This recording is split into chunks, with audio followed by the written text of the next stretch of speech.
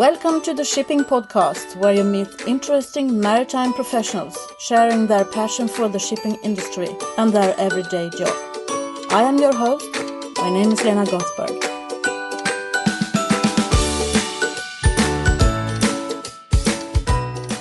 Welcome to the 25th episode of the Shipping Podcast.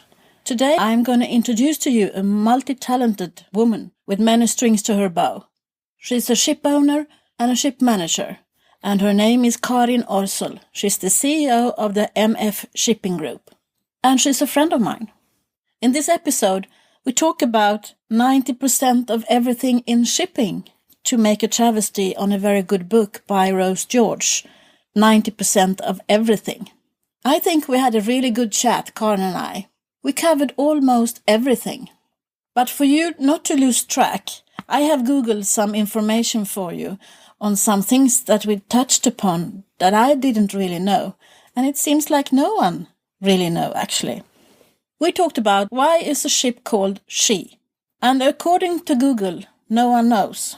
One theory is that boats are traditionally given female names, typically the name of important women, wives, sweethearts, mothers, etc. Or that ships were once dedicated to goddesses, and they were female. Or that the Latin word for ship is navis, and that word has a feminine gender. Or that a ship carries, protects, and delivers her cargo, as does a mother with her child. Well, I don't know, but I think we will continue to call a vessel for she. We don't have any intention to change that. Then we continue to talk, and Karin is the godmother of a ship. So I had to Google that as well. Why is there a godmother to a ship? Well, I found this. A godmother is a ship sponsor, a female civilian invited to sponsor a vessel, presumably to bestow good luck and divine protection over the vessel and all that sail on board. For passenger ships, the sponsor is called a godmother. Well, it seems like an American explanation to this. I couldn't find a really good explanation. It has probably something to do with why a vessel is called she. While looking this up, I found out that the Titanic never had a christening ceremony. I present to you Karin Orsel, the godmother of the product tanker WISTA. Karin Orsel, welcome to the Shipping Podcast. Who are you? Good morning, Lena. Thank you for the invitation. My name is Karin Orsel. I'm a ship manager and ship owner in the Netherlands. And besides that, I'm the vice chairman of the International Chamber of Shipping and also president of WISTA International. I'm so pleased you finally can find the time to be on the podcast. Please tell me how you ended up in shipping, because I know the story and it's an interesting one. Thank you, Lena. Actually, I was 18 years of age and I studied in half of Holland, and I came back and by coincidence came back to the northern part of Holland where I'm originally from. And you studied economics or? Yes, I studied economics, and I completely by coincidence started at the shipping company on the financial department. I was responsible for doing the books of about 20 vessels at that time, and after 5 years working for the company headed into a bankruptcy. So at the age of 23, I was looking at the choice. What are you going to do? Are you going to start your own company in an industry which I was sold to, as we would say, from the minute I started it in? Or are you going to continue as an employee for a shipyard, which was my alternative? And I decided to take a big step and started up my own company together with two other colleagues, and we started in 1994 with at that time 6 vessels and 50 crew members and only one client, and it turned out into something wonderful because the company went through a lot of growth, and we have 52 vessels at the moment and about 1,000 people on board of the vessel, men and women working for us, and 50 people in the office. So it has been like a roller coaster, but a positive one since minute number one. So you started off with 6 ships, and now it's like 52. 52. Yeah. And there where we started only with vessels, doing the crewing for vessels, and only for vessels up to 3,000 ton, and I would say only general cargo. The company turned into something else, and that is not only ship management but also ship owning. Vessel size has been increased from 3,000 till 16,500. Not only general cargo but also product tankers and I would say self-unloaders in the cement market. So we diversified a lot. And ship owning is something which we wanted to increase, but with the market which we all have seen, we are just simply waiting for the right time to enter again. We are partly ship owners, but we want to increase that part in the future. You're working with tankers as well? Yeah. Now? Yeah. We have approximately 15 tankers, and they are product and chemical tankers. And they trade products for instance, the kerosene, which is used on board of airplanes. So one load of a tanker, you could fly 1.5 times around the world, to give you an idea. Wow. That's a good rule of thumb, I think. Yeah. So you are also on the board of you are very important, Karin. So you're on many boards, I know that. You have lots of clients in the Scandinavian countries. Yes. The vast majority of our clients are in Scandinavia. It's a company called Erik Thun from Lidköping, which is our most important client. Then the Almark Lines Group from Karlstad. We were the client with Broström tankers, for those who might remember them. It's not that long ago that it was a very big and strong brand, especially in Sweden. And we've got a client in Germany with 16 vessels. Then KG Cement from Bergen, Norway. We've got a client in Russia and a client in the US. And those two, or actually 3, a very diverse group, but the majority I would say is family-owned companies. And then a stock exchanged company who's on the stock exchange, and a Russian. And I would say Scandinavia is very close to our heart, and also in the whole social process. So it's very, I would say you can look at each other and you can read what the client wants. And with the 2 new clients from the US and Russia, it's quite a new ball game. Interesting, and you learn a lot, but it's a different culture, and that makes it interesting, I think. So now that I have got the opportunity, I can ask all these questions about. You have different flags, I suppose, different classification societies. So why do you choose different flags for different ships? The main reason for doing that is you look at the trade. So who's the client and what is the trade they are in? And it's depending on that trade to look at what's the most suitable crew. And crew is often related to a flag state. So, for instance, we had, for a long time, we had complete Swedish crew because some vessels were trading in Sweden from harbor to harbor. So it's important to have a full Swedish crew on board. If you trade internationally and are not limited to Europe only, it makes sense to look at a different flag state. Because it's not crew related, but also, of course, what is the most optimal financial structure in the end. Or otherwise say, not every company wants to be known as a ship owner. So sometimes you have to set up a trust company for somebody. And it's nothing fishy about it, but it's more that, the company structure doesn't allow them to be very visible in that respect. So it's an open structure, but at the same time, I think it's very important that you do the most optimal structure for that client. And for instance, Marshall Islands is one of those flag states and there's a difference. I mean, all the European flag states, we say we are a quality flag.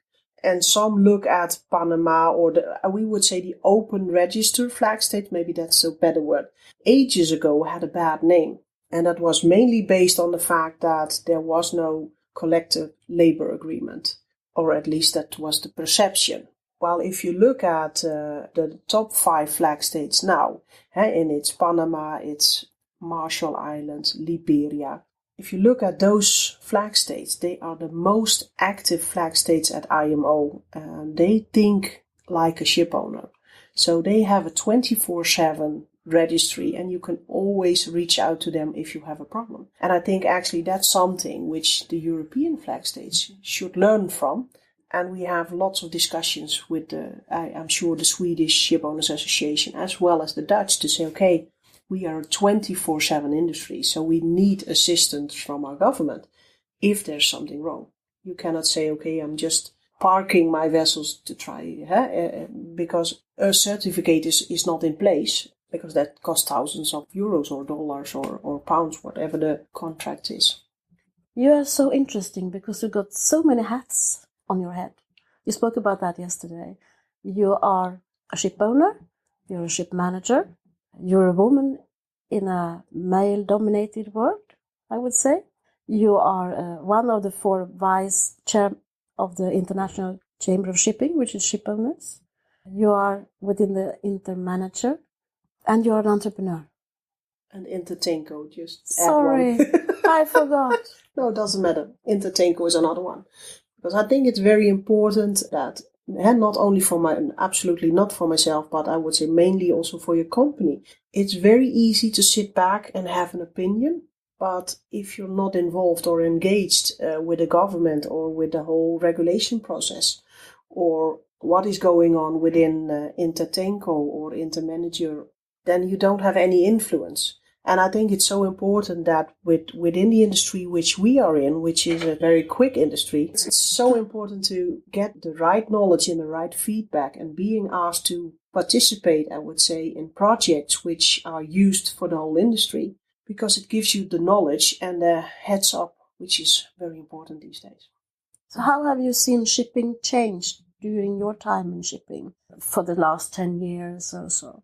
I think what you see especially is that the world is responding to incidents and accidents in a different way. And that, of course, also has to do with a lot of the social media. And that is at times very difficult, because if something happens, it's not a question that you want to hide it, but you are confronted with a situation and you don't have the time to investigate. So often it's not a question for us that you are not willing to fulfill rules or regulations. Absolutely not. I think everybody says and is in agreement with that. It's the process for new rules and regulations. I think that's one of the main challenges which we are facing. Okay, the climate, we all agree it's very important, but there's no real thinking process, or it doesn't appear like that, to say, okay, well, now we're going to implement that, while the supplier is not ready to have the goods. At the same time, we're all human, and if there's no rules and regulations, we for sure, the majority is lying back, so we won't achieve anything. But I think that's one of the main challenges and things which has changed over the past years. I think it's ridiculous that we do 10 years to just get a ballast water treatment system approved or not, and now we're still in the process. What is the exact detail and how should it be filled in? And the equipment is not approved by the governmental states either. So I think it's ridiculous, because I think if once it's in place, everybody will run and make sure it's implemented. And that's a process which I think this morning when we are attending a conference here, and Saddam, who's the vice chairman of the BIMCO, but she's a very important ship owner here, she pointed that out very rightfully, that everybody wants to fulfill the rules and regulations. And once it's in place, please act very tough, governments, because if you don't, it's no longer fair competition, because people will not fulfill it and save thousands of euros per day. One example is also the SECA area, Yeah. and you are trading with the ships within that area. Yeah. So you are interested in the alternative fuels and the bunker. I know you put some questions to the bunker guy, the panel today. Yeah. So what is your view on SECA? Now, the view on SECA is, I thought it was interesting that the gentleman this morning said that here in Turkey they wanted to create their own SECA, or especially here in Istanbul. And I thought it would have been a bold decision, because they are such an important trade here. That means that everybody who passes by has to fulfill it. While I think one of the main discussions was, and still is, within the international associations, that okay, the whole Mediterranean doesn't have to fulfill it now. So you saw a lot of movement towards Mediterranean, and there where we expected that the oil prices would go up, meaning that there would be a swift transportation, especially to Mediterranean, it didn't happen because the oil prices, for whatever reason, and we all know them, didn't go up as much as we expected. My question to the gentleman this morning was more like there is going to be new additional rules and regulations, and I get different feedbacks from the oil majors. One says, okay, we have the new fuel ready. We don't know the price setting yet, but everybody expects it to be at least twice as expensive as the prices which we are dealing with now. Maybe 3 times as big because now the prices are rather low. So that's one answer, that the price would be rather high. But I think even more important is that the oil majors said they didn't have the product ready. And I think, looking at how we work as an industry, I think what we would say, if it's 5 to 12, everybody still says it's not there. And when it's 1 minute past 12, everything is in place. And that's how this industry seems to work. And I think that's an interesting one as well. So I'm curious about that because I had a very interesting session with some people from Shell regarding that. And apparently the fuel is there. It also works on board very well. So you're now talking about marine diesel? Or? Yeah. Mm-hmm. Yeah. And the thing is that, of course, if you change fuels, and you can imagine that for your car, that if you suddenly change fuel from benzene to diesel, you have a major issue. And that's, of course, on board of a vessel similar. You could have major issues with your whole engine if you don't treat it in the right way. So it has a lot of complications to it, which we within the industry say is normal. So that is very interesting because a guy from Shell said the fuel is there and the consequence for not only the engines but the whole piping system, etc., is affecting the vessel less as they initially thought. So that for me is again a proof that once the pressure is very high from the industry, a solution, and adding what, I don't know, but will be there. So I thought it was very interesting, and that was more or less also the question I asked to this gentleman, but his answer was a little bit different approach. Some of your clients are also building their ships close to where you live, at the Ferrosmith yard. Yeah. I have had the pleasure of attending one of your christening and your launches. Could you talk a little bit about that? Because I don't know if everyone knows how they actually put their ship into the water. Yeah. So Ferrosmith is a shipyard in the northern part of Holland. And from a traditional point of view, the northern part of Holland has been very important for shipping. We had small canals which were used with small boats to provide the families in a long time ago. And that developed and the vessels became bigger and bigger, and then you saw the development of shipyards, and you still have a few shipyards in the northern part of Holland. But there is a very interesting thing to this, because canal is, I think, I have to say it by heart, 18 meters wide. So the vessels and then they have to go through locks. And in order to be able to go through the locks, your vessels cannot be wider than 15 meters, 90 centimeters. It's an exact number because otherwise you have a problem. So what happens is that in the whole development over ages or centuries, maybe that's a better word, the northern shipyards have been specialized in smaller vessels with the restrictions, but always have been very inventive. And what we do in Holland, we build a ship, and in the end product is on blocks. And then the process starts with they add a little bit of oil, and you will actually hear people hitting those blocks away under the vessel. And then it slides sideways into the canal, which is tremendous impressive experience because 7, 8 or 10,000 tons of steel falls into the water. And you can imagine that the vessel goes very, it almost looks like it's falling on one side, which will not happen. But then it drops back and it creates a tremendous flow of water, which we always kid with, because if we say we don't like somebody, we say, we have a special place for you where you can see it, and it means you get very wet feet.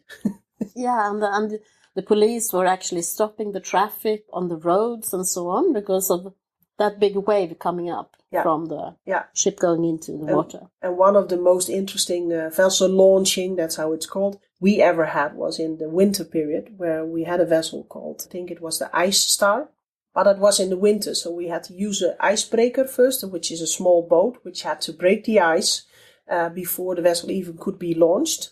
And then the situation was that there were big ice blocks over the roads. So they had to use, what they use to take sand out of the... the caterpillar? Yeah.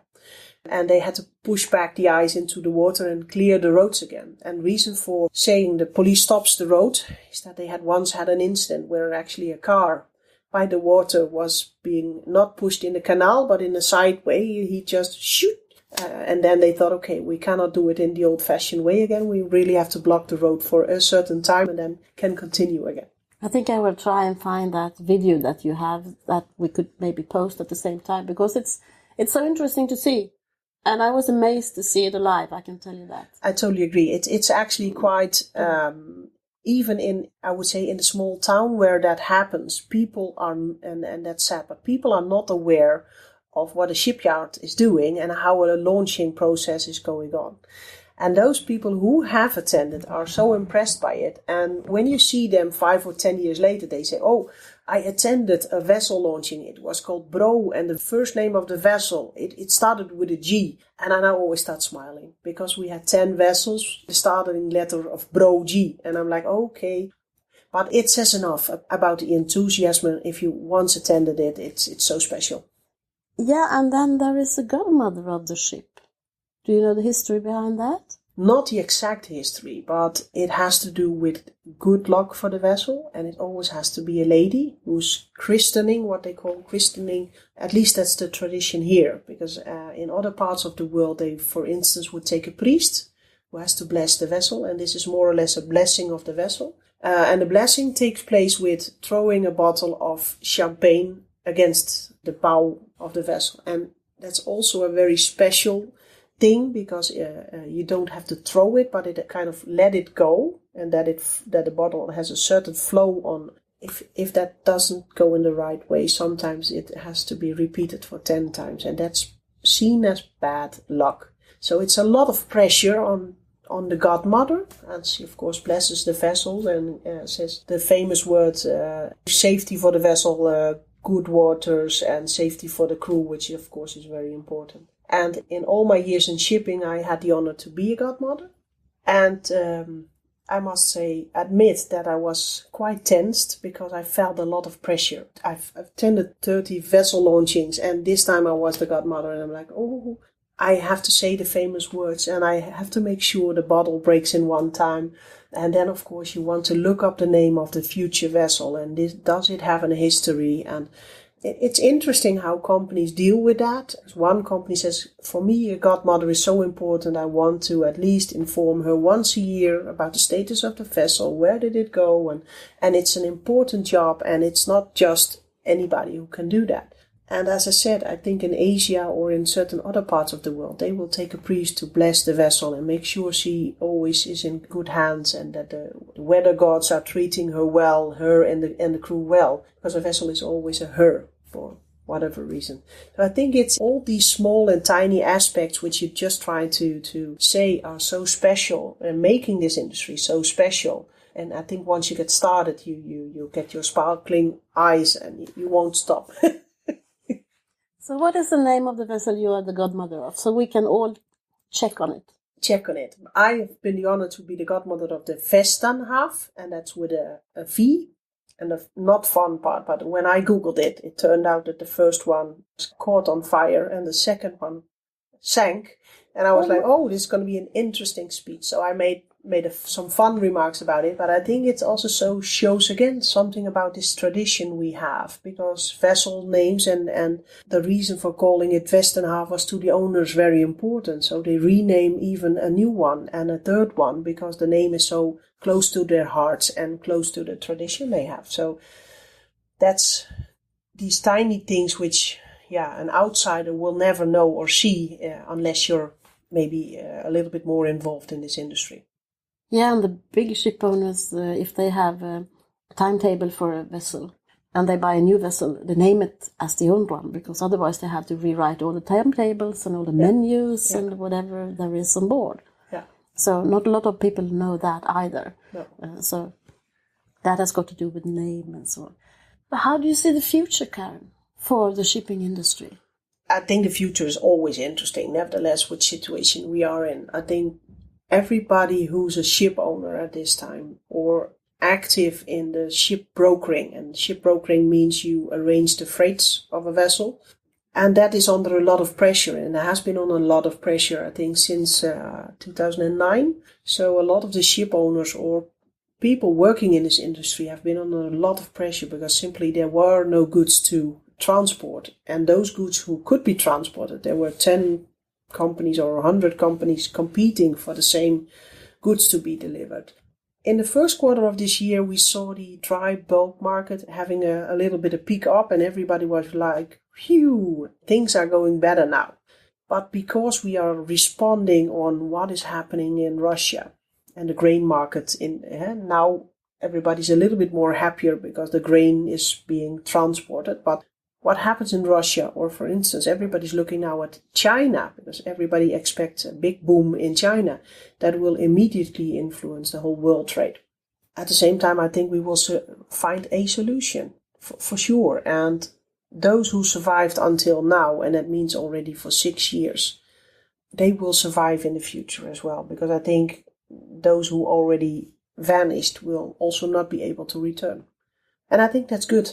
And not only consolidate what everybody's talking about, but I think it's for us, the majority we are all looking for why are there not more vessels being scrapped, because I think that's the only solution in the end. There should be less vessels, but let's be honest, the minute the market goes up, everybody is starting to order vessels like, idiots is not the right word, but we're all making the same mistake over and over again. But also, I think we are in a paradigm where we're changing. I mean, we want to become the green transport, the green mode of transport, like shipping. I agree that on that part, that if you look at certain companies who are willing to step up the ladder and invest in that, they will be the ones keeping the good contracts, and they will be the ones surviving. And I think it's good because they are the ones who made the investments, which others were backing up or thinking, oh, we're not going to do that. But that's the only way to go forward. Invest in not only greener vessels, but look into innovative solutions for everything. And we're talking a lot about unmanned vessels. And within this industry, of course, that's a big subject, because like in every company, staff cost is the most expensive part on board of a vessel. And if the number of people on board are being reduced, and Rolls-Royce is talking about unmanned vessels, and everybody says, no, not possible.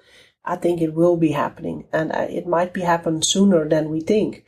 Is that a problem? No, I don't think so, because we still need people. We need people who understand shipping, and we will be in control of vessels or every transport mode, but then from a distance and with a different skill. So it's a question of which skills are you adapting at that time?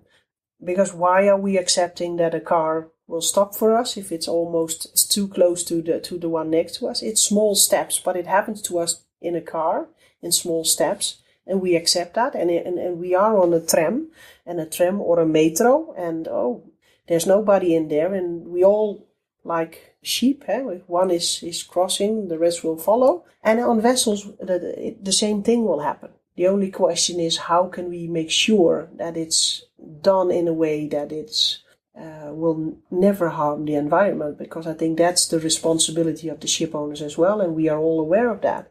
If you take off more and more people and an incident happen, how can you then make sure there's no environmental disaster happening because of the choice of having less and less people on board?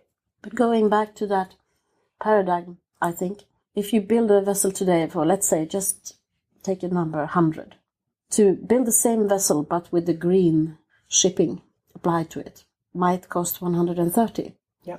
But you won't get more cargo on board the vessel. It's the same size, more or less. That's true. So that is what I understand that the ship owners are struggling with. They are making an investment for the next 25 years. So you can't invest in old technology. You have to more or less find the new technology. On the other hand, shipping banks are not financing just because there is a leap in technology, which makes it more expensive to build the ship. How do you see that? I mean, where is the solution in this? Now that there are solutions, I think there are now, I know within Europe, subsidies possible. And then again, but one step back. So I totally agree that if you look at the income side, a charterer is not willing to pay more for a greener vessel, while in the end he's now the one earning a little bit better rates or getting a little bit better price. I would say it's another thing which makes it interesting, because I think that because they are greener, they still get the freight. And the ones who are not able to fulfill those rules, they will not get the same rates. CQ, they will not get the load. Because if a charterer, who also has to deal with corporate social responsibility and are you a green provider or not, if they cannot do that, they will lose the contracts as well. So yes, it is true, a greener vessel is more expensive, but in the end it will save costs. That investment is a long-term investment. Banks are not willing to invest in shipping in general. So that's a discussion. But still, if I know that banks are willing to finance vessels for the right customers and also at good rates, but there where in the past, where the peak times were, everybody could go to the bank and get a finance on a vessel. But was it a good business model? I don't think so. So yes, there's a lot of pressure again, but I think on the longer term, this is a better solution. Because we don't see that many green ships being ordered in the order book. Not a lot of them are green at the moment, and they are still sort of... But I think that has to do with a couple of factors. So I think if you look at new buildings, and for instance the two vessels which are being built for Erik Toen now, initially they were thinking about LNG powered vessels. The main reason why that didn't happen is because there's no infrastructure in place. And it's like the chicken and egg, who was there first. But if you build a vessel which needs to be provided with LNG and there's no bunkering possibility or only one place in Europe, that means that you cannot trade a vessel. So that's the interesting part as well. And I know that within the European Commission they have strong plans and big plans, but it's not in place there. So again, it's a weird situation where the industry says, okay, I'm willing to order a new vessel, green vessel, but now the infrastructure is not in place. So you cannot build a vessel if that's not the case. So finance is maybe one thing. I think oversupply for a lot of vessels, which has put a lot of pressure, is the same. And I think those companies, and I think we all can name many who are not in the industry just for the quick money, but have a long-term strategy. They'd say, okay, let me just wait for 1 more year or 2 years, and then I'm going to order the vessel which I need, because hopefully the infrastructure is in place then. Mm-hmm. Going back to your thoughts about the unmanned ships, if that will happen, we will have people on shore looking after the ships that are at sea. Do we need other skills then? Do we need other competences? Oh, absolutely. I'm convinced by that, because that's also what you now already see, is that it's getting more and more knowledge from how computer works is not the right thing, but it's more IT based.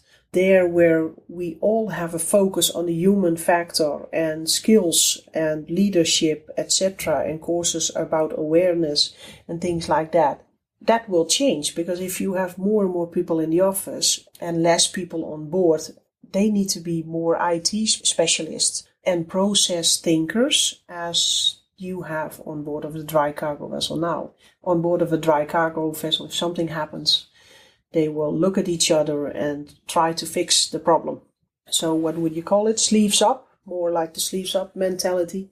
I think in the future, if you have less people, and just like I always compare it with a car engine, because I think, now what was it, maybe 10 years ago or less, you could open the thing and you could look into your engine and you could see things.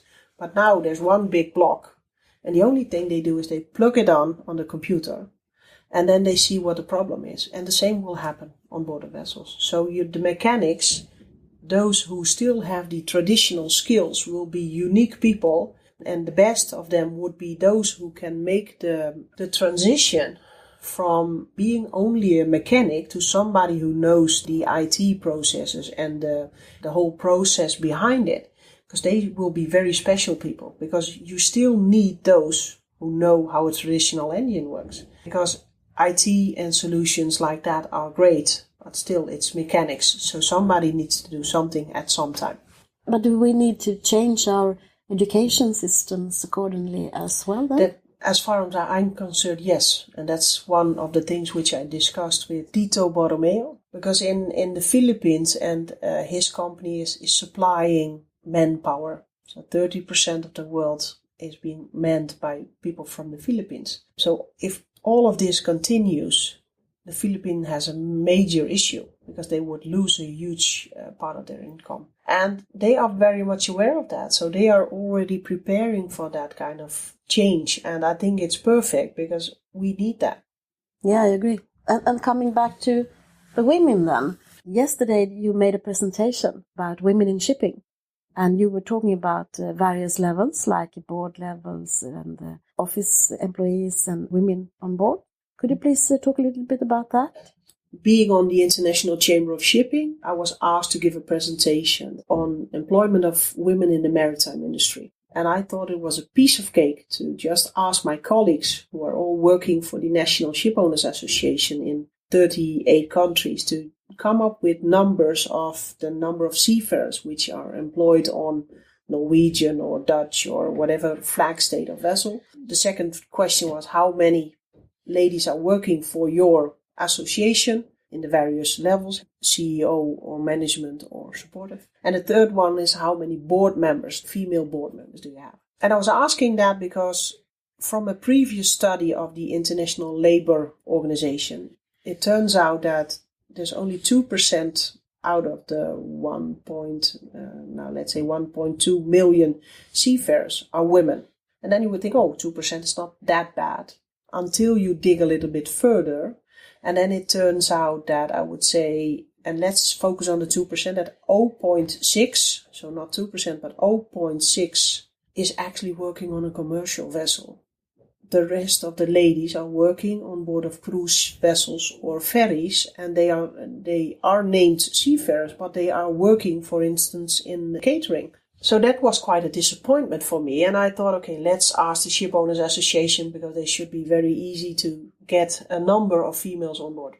Now, that was a huge mistake, but it was good that we addressed it, because what happens now is that the National Shipowners Associations will start a study together with the BIMCO, and it's called the BIMCO ICS Manpower Survey, and they do that every 5 years, and we will address that topic. So as from now, and that might sound ridiculous, but a realistic number of females on board of vessels or female cadets on board of vessels is not known.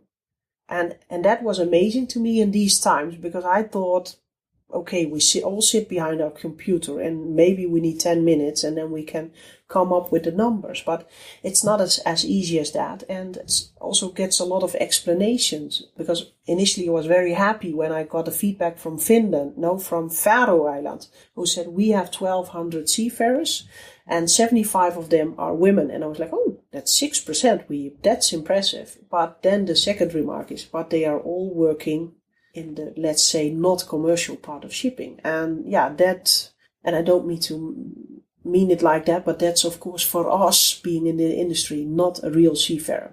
And we're looking for seafarers. So we want to increase that number. And how can you do that? And I think the only way to do that is to have a diversity policy on board of the companies. The sad thing is that the majority of our industry have ladies who are responsible for crewing. But if they do the job interviews with trainees or with new people, they often do not hire women. And we try to figure out, why is that the case? And I know from personal experience that if you go back to, let's say, Asian part of the world, the young lady students, their graduation papers are way better than the boys. But now it comes to a job interview. And there's the main factor is that a lady is very polite, and especially in that part of the world. So she's not good at promoting herself. And that means that if you are talking to somebody who's very shy and can't convince you to hire them instead of a colleague, you choose for that person who's most convincing in that interview. So that's something we really need to work on, but also on the mindset within the shipping companies that it is important to have women on board because there's a lack of seafarers and there is a pool available. But the only thing is there's a lot of misunderstandings to hire women. While we all know that a seafarer stops out after 7 years. So why not make use of this pool?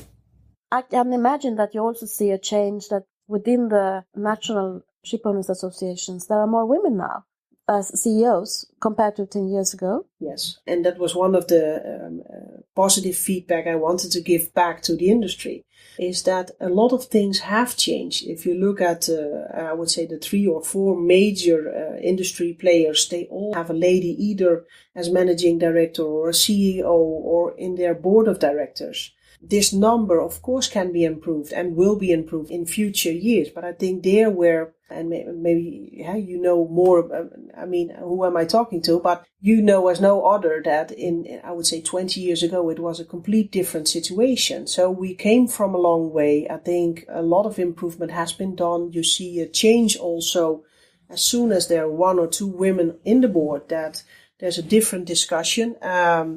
And it's an added value, what everybody recognizes, but you cannot force people to say, okay, now you have to do this, because it especially in the beginning years, it worked against us. And people felt like, why should we promote women while we know a good guy? And I always say the same with doing business. If I'm asked for a board position and I can't do it, I will promote a lady who I know and who fulfills the same profile. Because I think that's important. It shouldn't be always the same people doing everything. No, make sure a next generation or a colleague can step in and do what they are expected to do. Yeah, and I also think that if there is more than one woman on the board, it's easier and you get different voices heard. Yeah. Sometimes it's easy to have one lady and you can show her to the world as, look, we have a female representative here. And then they're not doing it for the right reason. I think you're trying to be political right, so let me be the one who's political not right. I think you're making a good point, because I was very disappointed, and we're not going to name names because that doesn't make any sense. But I think in general there is a generation, not even in age, but there is a number of females who are used to be the only one, and they get a lot of respect for that, and that's good. But they are not willing to open the doors. And I think that is very sad, because that means that they are blocking other women to become either a board member or whatever the function at that moment is. And there are terms like old boys network. And I always get a little bit upset if people say that, because I said, stop with that word, because I'm part of the old boys network for a long time.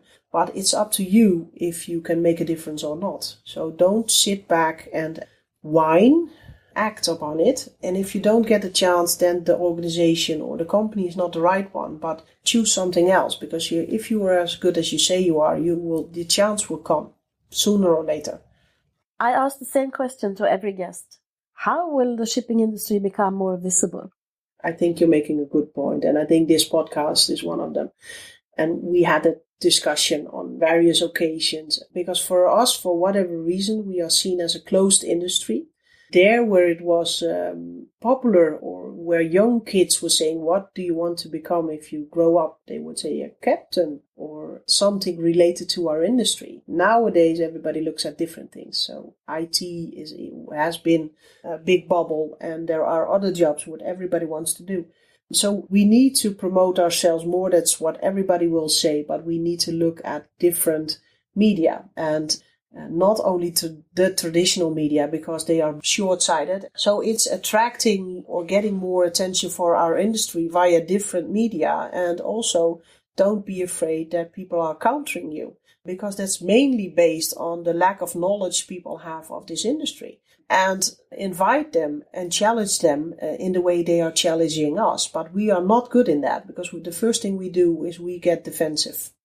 And I had a very good example, and I'm not going to say where it was, but I was at a very big conference not that long ago. And an environmental gentleman stood up and he said, I don't understand why you industry are complaining about the ballast water management, which is new regulation.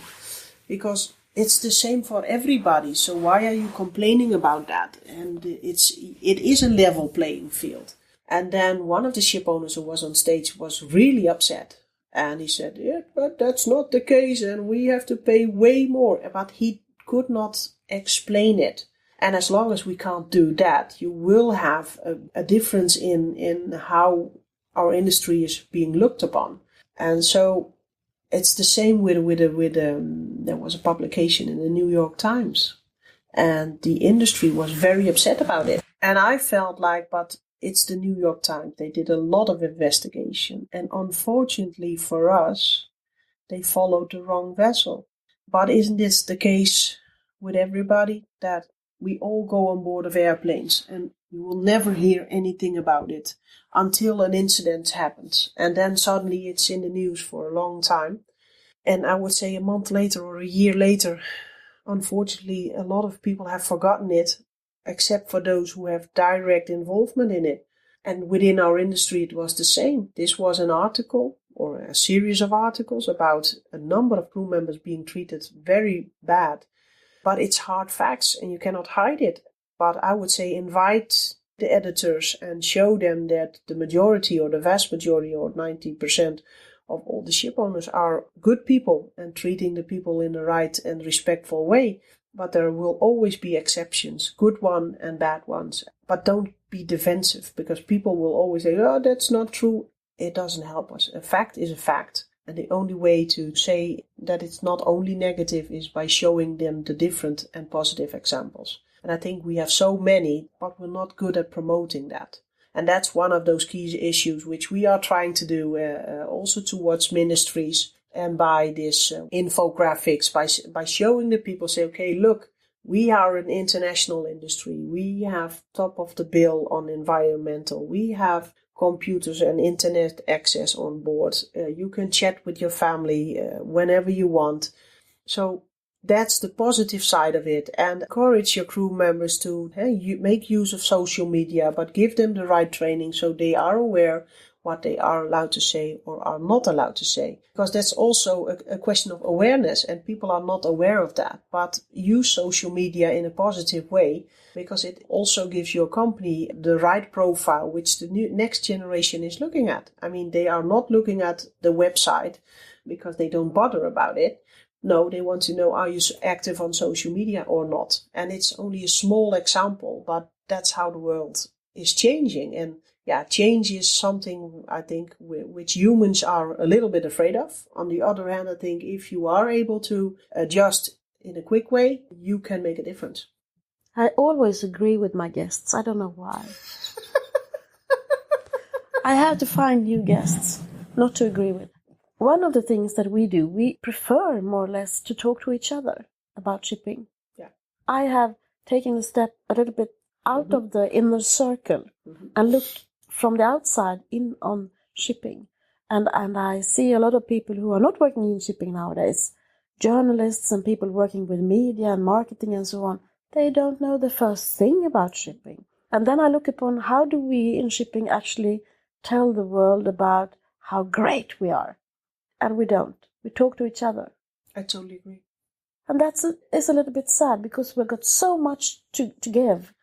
And so many things are happening now in our industry that we should have a long line of people just queuing up to become part of this.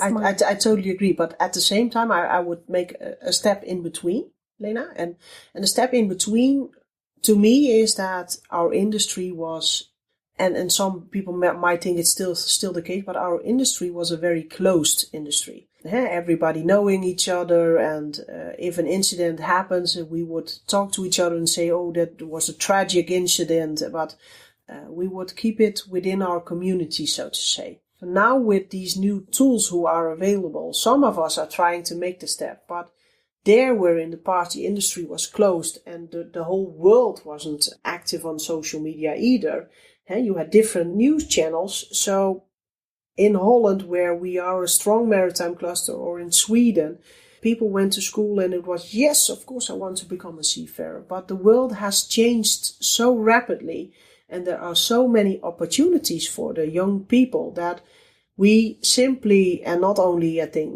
our industry, but many industries face the same. We simply missed the boat by recognizing all those changes. So now we need to catch up. And the question is, how can you catch up while the media and our own families and everybody says, oh, shipping, oh.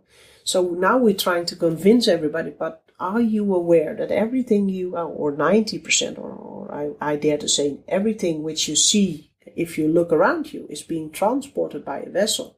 Are you aware of that? Because there's barely any industry left in Europe which doesn't involve vessels for transport, and worldwide it's obvious, and the goods which are produced in China now, okay, the majority of people recognize, okay, transported either by a plane or a vessel.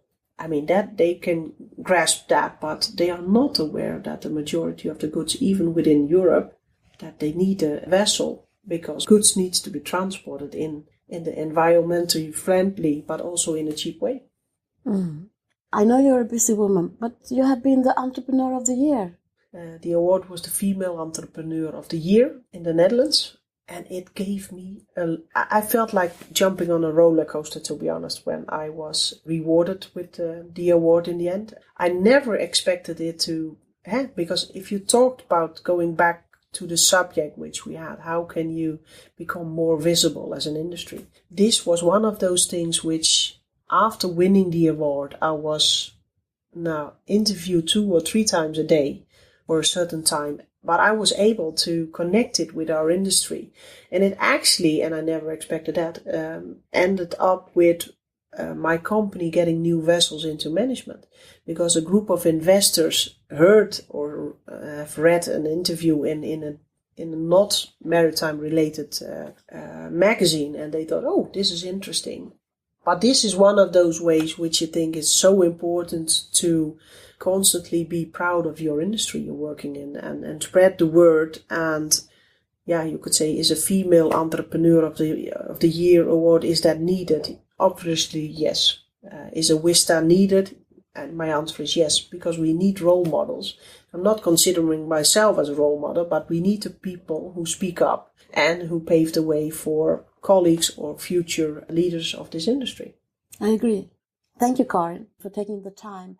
Who do you think I should interview the next time? Who would you be curious to listen to on the Shipping Podcast? I've got a few names, and I know you have them on your list as well. I think for me, within this industry, I really like the story her life story from Katarina Stansel, and how she ended up as managing director of Intertanko. We've got a lot of mutual friends, I would say, who are more than worthwhile listening to. But I've also got some ship owners on my list who I think would be very interesting to hear how they ended up in the industry. But also, for instance, I would say the next generation within the Toon Group. How is it to be the 3rd generation and entering in this industry and entering into the company, which has been a family company for the 3rd generation, and then being in the position and taking over, and how do they look upon the future? I would be interesting to hear that, because I can imagine it's not easy. And you talked already to Dito Borromeo and Saddam, from the lady who you met earlier today. If you hear her life story, it's impressive. I think I gave you a few, and when we're finished and I can have a little bit more time to think about this, I will for sure come back with new names. But thank you as well, Lena, for doing this interview, and I hope it turns out in an interesting one. We can chat for hours, I know that. Thank you, Lena. Thank you very much. Well, you could probably tell that we are friends, Karin and I, and that made this interview so much more easy for me. We should have done it during the North Shipping in Oslo, but we were never in the same place at the same time. We were just running around, meeting people, seeing people, and so on. And that is what we usually do when we are at conferences. This interview was made at the WISTA International Conference in Istanbul early October. I think that Karin is doing such a great job being a role model, being someone who is actually standing up for shipping. She's a woman in a man's world, and she knows what she's talking about. She might have been unknown to you, but I bet that she will be more known and famous in the years to come. If you're a woman in the shipping industry listening to this podcast, I could recommend for you to visit the website WISTA.net. That is WISTA.net. That is Women in Shipping and Trading Association. Or go to Facebook and look for WISTA International and join in. If you're not a woman listening to this shipping podcast, but you see that there is a woman in your organization or close to you that could benefit from being a part of a big international network of women within the shipping industry, tell them the same thing. Vista.net or Vista International on Facebook, and then they will find the organization. Thank you for listening. I really appreciate everyone who is downloading this. I can see now that the word is starting to spread. The snowball has started to roll. It's picking up and it's gaining more mass and surface area. You need to continue to help me. The mouth-to-mouth method, I think it's still the prevailing one within our industry. Tell other people about this shipping podcast. Teach them how to download it to their mobile or show them the website shippingpodcast.com where they can listen in front of their screen on their desktop. Do my job as an evangelist of the shipping industry. We need to get the word out there. More downloads, more subscribers, more reviews, That will make the shipping podcast climb the top lists, and then more people could just stumble upon this exciting industry that we all work in. Thank you very much for helping me. I'm now planning my trip to London for next week. I have lined up interviews with so many interesting people. You will be amazed, I promise you. But I need you to help me. Spread the word, tell everyone you meet about it, and I will love you to death. Thank you for listening. Until the next time. Thank you for listening to the Shipping Podcast. Don't forget to subscribe, and hey, you can always tell your friends about it.